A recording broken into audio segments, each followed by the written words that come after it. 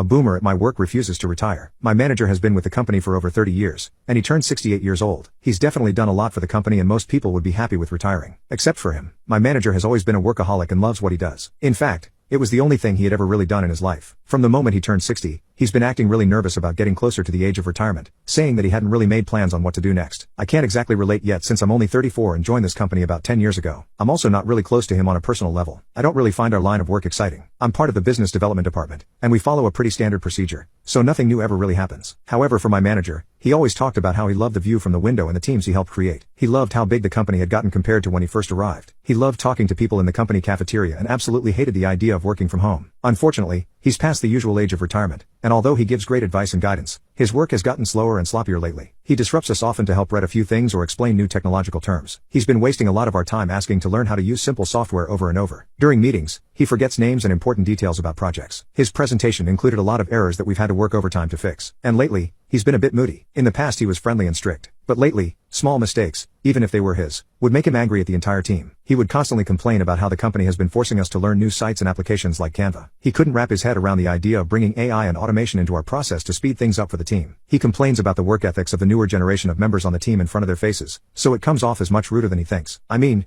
every generation has its flaws, but in my opinion, it was time for him to retire or find a job that was more his pace. I know he'll feel lonely, but we need to adapt to the work environment or the company might get affected and from there it would be a butterfly effect. Now, he has said no every year at the thought of retiring, but nothing good is coming out of him being our manager any longer. Now my team is thinking of how to bring this up before the next meeting without sounding mean.